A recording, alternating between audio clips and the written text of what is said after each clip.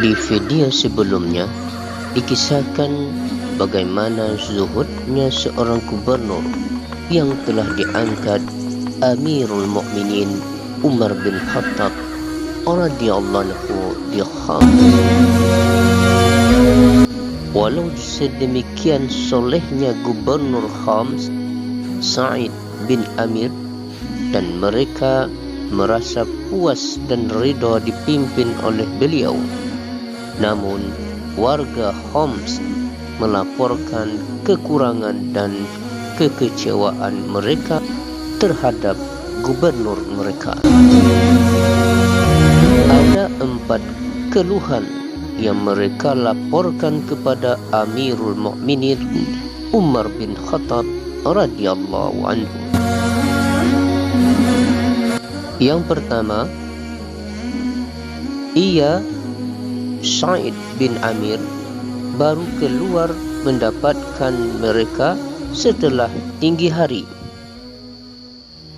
Yang kedua, tidak hendak melayani urusan seseorang di waktu malam hari. Yang ketiga, setiap bulan ada 2 hari di mana ia tak hendak keluar mendapatkan mereka hingga mereka tak dapat menemuinya. Yang keempat, ada satu hal yang sebetulnya bukan merupakan kesalahan dari Sa'id bin Amir tetapi mengganggu mereka, yaitu bahawa sewaktu-waktu ia jatuh pingsan. Umar tertegun mendengar pengaduan penduduk Homs tentang gubernur mereka Sa'id bin Amir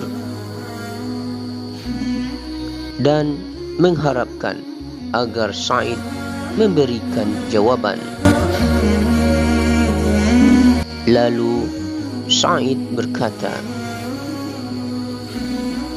mengenai tuduhan mereka bahawa saya tak hendak keluar sebelum tinggi hari, maka demi Allah, sebetulnya saya tak hendak menyebutkannya. Keluarga kami tak punya khadam atau pelayan, maka sayalah yang mengaduk tepung dan membiarkannya sampai mengeram. Lalu saya membuat roti dan kemudian wuduk untuk solat duha. Setelah itu barulah saya keluar mendapatkan mereka. Mendengar jawaban Sa'id, wajah Umar bin Khattab berseri-seri dan berkata, Alhamdulillah.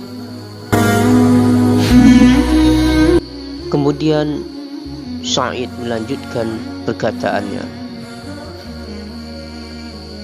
adapun tuduhan mereka bahawa saya tak mau melayani mereka di waktu malam, maka demi Allah saya benci menyebutkan sebabnya. Saya telah menyediakan siang bagi mereka dan malam bagi Allah Ta'ala.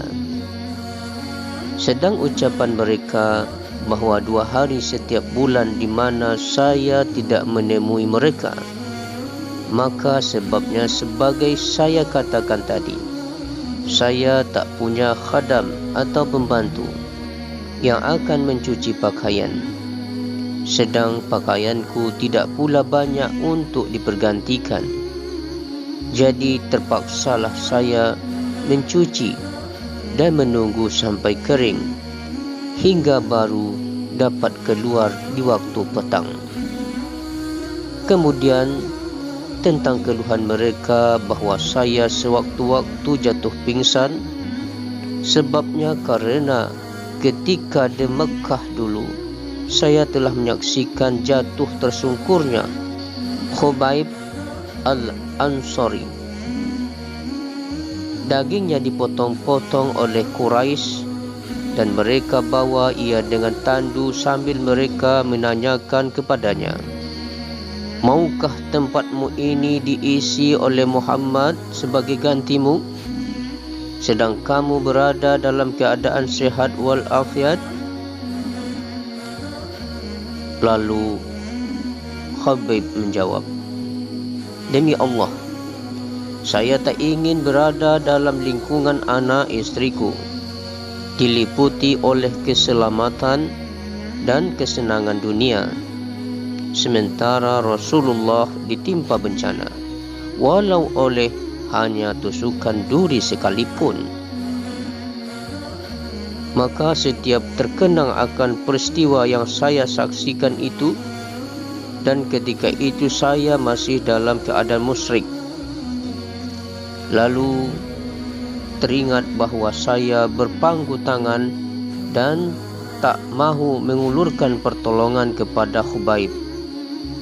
Tubuh saya pun gemetar karena takut akan siksa Allah, hingga ditimpa penyakit yang mereka katakan itu.